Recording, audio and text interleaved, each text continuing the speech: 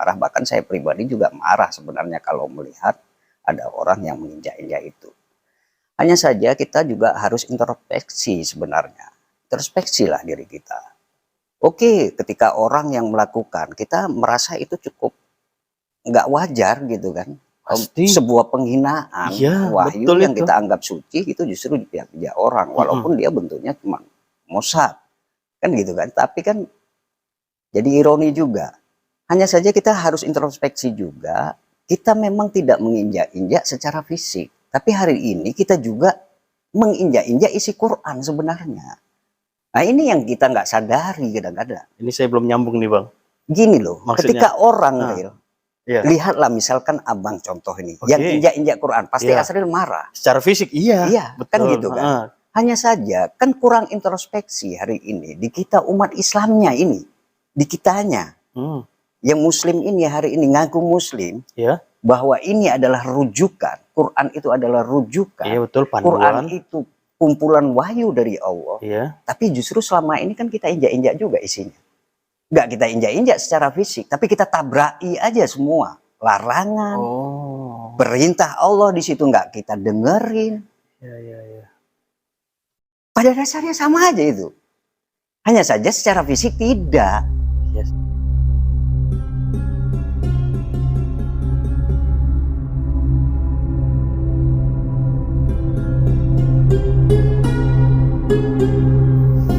Assalamualaikum warahmatullahi wabarakatuh. Selamat datang di channel Mukhtalifun Alwan, channel yang berupaya untuk mencari solusi dari segala bentuk problematika kehidupan kita sehari-hari, tentu saja melalui Al-Quran.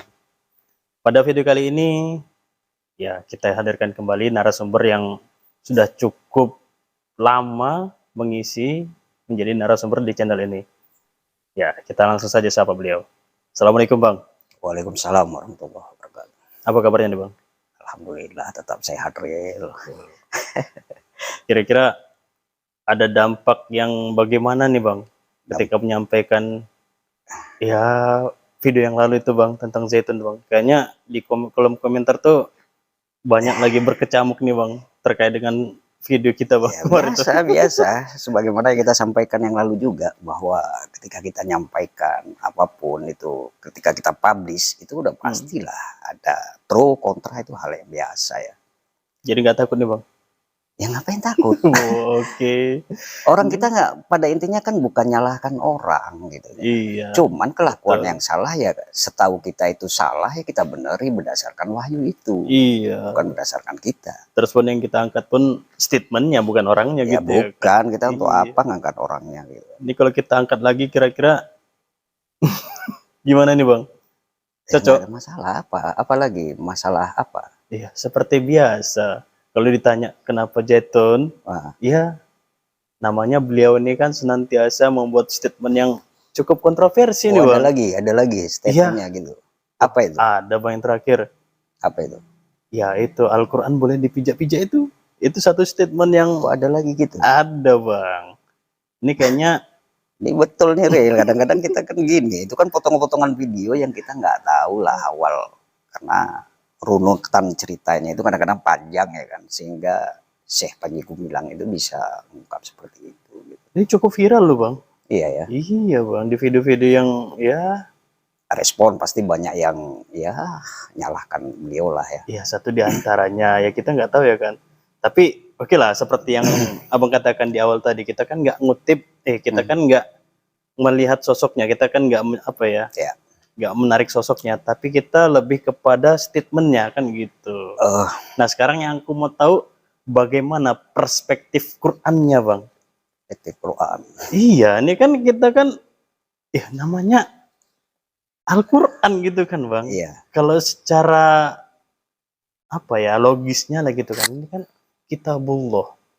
Awalnya Bapak Panji Gumilang mengatakan bahwasanya Al-Quran itu merupakan bukan kalam Allah, tetapi kalam Rasul. Itu ya kan satu. Ya, itu cukup kontroversi itu. Ya udah kita bahas. Ini sekarang Al-Quran boleh dipijak-pijak gitu nih. Kitab ini loh Bang. Sementara kita ngijek buku aja, buku bacaan aja kayaknya gimana kali sih gitu kan gitu. Kayaknya kurang etis lah. Apalagi nih kitab suci gitu kan, Al-Quran. Yang itu menjadi gini. Kalau saya, mohon maaf, saya potong aja lah. Iya, langsung aja kalau gitu. Apa?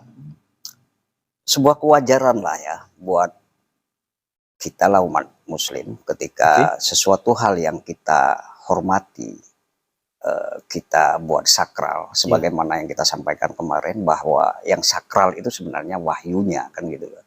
Ketika itu diinjak-injak, pasti semua orang marah. Pasti. Iya. Karena itu beberapa waktu yang lalu juga pernah dilakukan oleh yang bukan berkeyakinan Muslim ya. Yang di luar Muslim itu sendiri melakukan pembakaran juga banyak respon di seluruh Di dunia. Eropa itu kalau nggak salah kan itu. gitu kan. Iya betul. Salah satu negara Eropa. Jadi sebuah kewajaran lah kalaupun kita marah. Bahkan saya pribadi juga marah sebenarnya kalau melihat ada orang yang menginjak-injak itu. Hanya saja kita juga harus introspeksi sebenarnya. Introspeksi lah diri kita. Oke, ketika orang yang melakukan, kita merasa itu cukup nggak wajar gitu kan. Pasti. Sebuah penghinaan, wahyu yang kita anggap suci itu justru dipihak-pihak orang. Walaupun dia bentuknya cuma Mossad. Kan gitu kan. Tapi kan jadi ironi juga. Hanya saja kita harus introspeksi juga. Kita memang tidak menginjak-injak secara fisik. Tapi hari ini kita juga menginjak-injak isi Quran sebenarnya. Nah ini yang kita nggak sadari kadang-kadang. Ini saya belum nyambung nih Bang. Gini loh, ketika orang real, lihatlah misalkan abang contoh ini, yang injak-injak Quran, pasti Asril marah. Secara fisik iya betul. Kan gitu kan. Hanya saja kan kurang introspeksi hari ini di kita umat Islamnya ini, di kitanya. Yang Muslim ini hari ini ngaku Muslim, bahwa ini adalah rujukan. Quran itu adalah rujukan. Iya betul, panduan. Quran itu kumpulan wahyu dari Allah. Tapi justru selama ini kan kita injak-injak juga isinya. Nggak kita injak-injak secara fisik, tapi kita tabraki aja semua. Larangan, perintah Allah di situ nggak kita dengerin. Pada dasarnya sama aja itu. Hanya saja secara fisik tidak. Iya sih. Betul juga. Nyambung. Nah betul. Ini yang kurang introspeksi. Artinya, kalau seandainya pun Al-Quran itu adalah sebuah petunjuk ataupun hudan, ini hudannya nggak kita laksanakan gitu, nggak kita terapkan begitu sama aja itu. Kalau hujan kita artikan kemarin itu adalah sebuah petunjuk marka jalan, ya udah kita indahkan aja itu. Bahkan kita toko, nengok aja gitu, ya udah kita lewat aja gitu. Nah itu satu keironian, kita kurang introspeksi gitu. Nah itu secara psikologi manusia memang seperti itu. Ketika orang yang melakukan jelas-jelas di depan dia begitu marah, tapi nggak sadar ya bahwa kita memang nggak lakukan sebagaimana secara fisik kita injak-injak. Tapi hari ini kita tabraki semua itu. Sama juga kita injak-injak. Justru lebih parah yang itu ya kayaknya ya. Iya terserah, itu masing-masing kita. Ya aku menilai sih iya. Kemudian ironi lagi bahwa Quran ini kan sekarang fungsinya di kita sendirilah yang mengakui itu sebagai kitab suci juga nggak sebagaimana mestinya gitu. Bahkan banyak orang hari ini Quran ayat-ayat itu dijadikan mantra, ikat, buat tangkal. Artinya menurut abang ini perilaku ya kita katakan umat Muslim ya menyalahgunakan fungsi Quran gitu. Iya, kalau cerita fungsi berarti kan harus cerita isi Quran itu faedahnya apa betul. Gitu. Kalau daya guna Quran ini untuk lempar apapun bisa. Iya secara fisik. Iya kan gitu kita ceritain. Iya betul. Tapi kan fungsi Quran bukan untuk melempar gitu bukan. Loh. Ini untuk ganjel, untuk bantal kan juga bisa gitu. Tapi kan bukan untuk itu dia. Nggak tepat guna ketika Quran itu untuk mantra. Nggak tepat sasaran. Kalau baguslah untuk mantra, bagus kita koyak aja satu-satu, tempelkan aja di dinding, tempelkan aja di sepeda motor. Dengan dalih apa untuk ngusir setan? Memangnya setan takut dengan ini? Ah, ini dia. Kadang-kadang di luar fungsi daripada Quran itu sendiri. Yang ironinya lagi sering saya lihat, nih mohon maaf, bahwa Quran itu pun dijadikan satpam hari ini. Dijadikan satpam? Ngerti maksud saya? Satpam kematian, paham? Ketika orang meninggal, ditaruh di atas kepala. Itu satpam kematian, nunggu supaya apa gitu. Supaya nggak dilewati kucing katanya, dan seterusnya, dan seterusnya. Apa fungsinya di situ? Nggak mau buat dia hidup ya? Iya, ditaruh Quran memangnya mayatnya mau baca Quran, orang udah mati. Iya, nggak ada fungsinya ya. Ah, itu tadi lah. Makanya kalau kita kembali lah kepada video-video kemarin yang kita bahas itu. Hari ini kan kita terlalu takut salah ya kalau bahasa saya. Maka seyogyanya ketika ketidakmengertian, banyak hal yang tidak kita mengerti itu, etika dan estetika kita itu sebagaimana yang saya sampaikan kemarin. Robbi zidni ilma. Ya, betul. Sebelum kita paham, sebelum kita memiliki ilmu, syoknya itu yang kita lakukan. Minta kepada Allah, Ar-Rabb, Allah sang pendidik. Ya. Untuk menambahkan ilmu dalam diri kita itu. Jadi kadang-kadang saya nengok komentar-komentar di video kita itu, ya ini yang nyampaikan juga nggak berilmu. Ya nggak apa-apa, itu tanggapan mereka. Ente merasa berilmu ya silakan gitu. Orang kita juga nggak nuntut seseorang itu harus mengikuti sesuai dengan pemahaman kita. Lagi-lagi yang saya sampaikan bahwa yang saya sampaikan berdasarkan pemahaman saya dalam melihat wahyu itu. Artinya kan perspektif abang sendiri kan gitu ya. Iya, kan? nah Sudut kita pandang kan abang. sering hari ini kan terikut lah kita dengan entah benar entah tidak ungkapan dari Syekh Panji Gumilang boleh menginjak-injak Quran. Kita kan larut dalam itu. Tanpa mau, kalau saya secara pribadi, ya oke itu kita wajar kemarahan, tapi yuk introspeksi diri gitu. Apakah hari ini kita juga bukan bahagian orang-orang yang menginjak-injak isi Quran itu? Nah, itu yang penting sebenarnya. Jangan sampai kita mengikuti perilaku-perilaku yang di luar sana, yang orang sedang kemana tujuan apa ya. Hari ini semacam Panji Gumilang itu kan menjadi sorotan, tujuan hujatan. Nah, kita juga terikuti ke sana gitu. Kita ngikut juga ke sana gitu. Nah, saya lebih berpesan di situ, bukan bela Panji Gumilang ya. Ya siapapun orangnya hari ini secara pribadi saya ketika diinjak-injak Quran itu secara fisik ya saya juga marah. Tapi saya mengajak, yuklah udah masa kita ikuti itu, introspeksi lagi diri kita. Jangan sampai kita juga menjadi bagian orang-orang yang menginjak-injak isi Quran itu. Artinya kalau gitu ada nilai sisi positifnya juga ya. Iya. Dengan statementnya Bapak Panji Gumilang itu tadi ya. Karena dampaknya ada. Coba-coba buka ayat. Karena tali pengalaman identik dengan wahyu. Iya, kan? betul. Coba buka di surah Arum ya. Arum ayat 29. Arum, Ya. Ayat surah ke-30 ya. Aku baca nih Bang. Ya. A'udzubillahi minasyaitonirrajim. Bismillahirrahmanirrahim. Balit taba'al lazina zalamu ahwa'ahum bighairi ilmi. Stop dulu situ. Bal itu menunjukkan sebuah apa ya, fokus kadang kan untuk mengembalikan pada fokus. Bisa dia menunjukkan membantah, karena kalau kita lihat ayat di atasnya itu kan lebih kepada sebuah perilaku manusia yang dia mengikuti orang kebanyakan itu dikarenakan ada rasa takut. Nah, itu tadi kalau kita tarik ke kondisi kita hari ini. Betul. Jadi bal ataba alladzina dolamu ahum bigoiri. Saya menerjemahkannya seperti inilah. Terikutilah hawa-hawa, keinginan-keinginan. Hawa itu kan keinginan ya. Iya. Keinginan, dorongan dari orang-orang zolim disebabkan tanpa ilmu. Tanpa ilmu. Nah, saya kaitkan aja dengan topik pembahasan kita hari ini tadi. Pembahasan kita tadi. Hari ini kan kita terikut ya sebuah fenomena yang sedang terjadi, orang ketika tertuju ke Panji Gumilang yang membolehkan menginjak-injak Quran. Mohon maaf ini entah benar entah salah.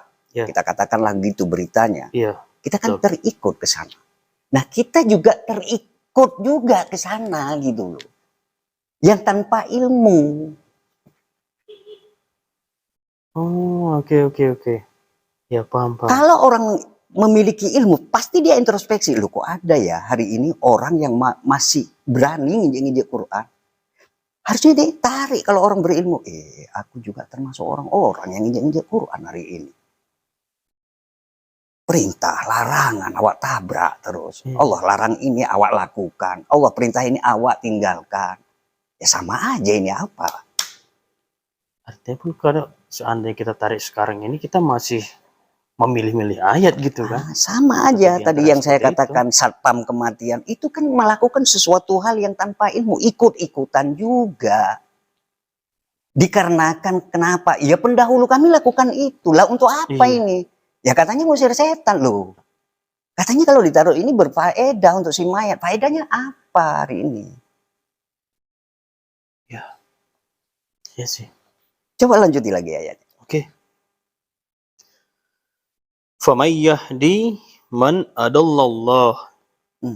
Bagaimana itu terjemahkannya di Depak itu? Maka siapakah yang dapat memberi petunjuk kepada orang-orang yang telah disesatkan Allah. Allah? Wah, Allah nyesatkan. Ini bertabrakan dengan penjelasan kita di video yang lalu. Allah Al-Hadi yang memberi hidayah kepada semua orang, ini justru menyesatkan. Apa memang seperti itu? Harusnya nggak logis sih. Nggak logis kan? Tapi kalau ayat Nah, itu mengatakan kan demikian. Ya itu begitulah terjemahan Depak itu. Lah kita butuh sebenarnya ilmu itu di situ butuh. Ini kayaknya nggak logis lah. Masa Nggak iya logis. Allah satu sisi dia menghidayahi, jadi sisi lain menyesatkan gitu. Ini bertabrakan dengan sifat Allah itu sendiri gitu. Iya. Jadi kalau saya menerjemahkan sepemahaman saya, maka siapa lagi yang bisa menghidayahi, Ya. memberi petunjuk, Oke. membimbing, memandu seseorang itu ketika dia telah, karena kata Dolan itu telah Ya. menyia-nyiakan Allah. Menyia-nyiakan Allah itu dalam makna menyia-nyiakan petunjuk dari Allah itu sendiri. Oh, artinya dia bersikap acuh gitu ya? Iya. Jadi siapa lagi mau beri petunjuk coba? Hidayah udah dikasih, itu tadi fungsi Quran yang saya Iya. katakan. Petunjuk udah dikasih, wahyunya jelas gitu. Inilah jalanmu untuk membimbingmu dalam kehidupan ini, tapi kita sia-siakan itu. Bukan Allah yang menyesatkan kita, orang petunjuknya jelas kok. Tapi kita sia-siakan petunjuk dari Allah itu. Saya memaknai menyia-nyiakan Allah itu. Jadi kata Dolan, Adolallah itu saya maknai menyia-nyiakan Allah. Bukan berarti Allah yang menyesatkan kita ya. Ini macam mana Allah? Kalau itu memang enggak Orang kita logis memang dikasih sepertinya. petunjuk supaya benar kok. Artinya kan Diturunkan Rasul sebagai contoh supaya kita nggak sesat. Ini malah Allah nyesatkan. iya. Gini maksudku, ini kan Allah kan pengen kita ini semuanya kan mukmin gitu kan. Iya. Tapi ketika saya melihat lapas ini kayaknya enggak logis gitu. Maka ya Ketika sedikit. Makanya ya ini nanti bisa kontroversi ketika didengar, oh ya berani-berani yang pandai-pandian gitu. Ya udah secara nalar, secara logis yuk kita bicara gitu. Masa iya Allah Al-Hadi yang memberi petunjuk, si pembuat marka bertujuan untuk menyesatkan? Tidak. Iya. Justru memberi petunjuk itu supaya orang yang berpanduan pada petunjuk tersebut, pada hidayah, pada wahyu, pada Quran itu dia bisa terbimbing. Iya. Terpandui oleh itu. Iya, harusnya seperti itu. Lah, Gitu. kok menyesatkan Allah? Saya koreksi lagi. Sepemahaman saya seperti itu. Jadi, maka siapa lagi yang bisa menghidayahi, memberi petunjuk ketika menyia-nyiakan Allah, menyia-nyiakan petunjuk dari Allah tadi. Itu tadi, oke lah, barangkali tadi ada yang mijak Quran. Ya udah, kita pun hari ini nggak mijak Quran memang, tapi kita sia-siakan aja. Quran itu kita anggap suci, taruh lemari, kasih minyak wangi, tapi bacanya entah kapan, artinya pun entah apa. Nah, gitu dia. Oke. Lanjut. Coba lanjut lagi. Wa ma lahum min nasirin. Nah, kalau udah gitu apalagi? Siapa lagi yang bisa menjadi penolong buat mereka, buat kita yang sudah berperilaku seperti itu tadi? Kalau bukan Allah, manusia yang menolong kita, sebatas apa yang ditolong? Ya bisa nolong, tapi sebatas apa? Tapi bab memberi hidayah ini mutlak prerogatif Allah. Iya. Betul. Kan gitu kan? Iya. Pas itu. Jadi balik lagi tadi ke topik pembahasan pertanyaan tadi, bagaimana respon ketika melihat orang ya melihat ada yang injak Quran, ya yuklah kita introspeksi, nggak usah kali dihebohkan dengan ada orang yang injak Quran, ya wajar kita marah gitu. Tapi introspeksi lagi diri kita hari ini, sejauh mana kita sebenarnya mendayagunakan wahyu yang sudah terkumpul dalam mazhab ini, dalam mushaf Quran ini, kan gitu kan.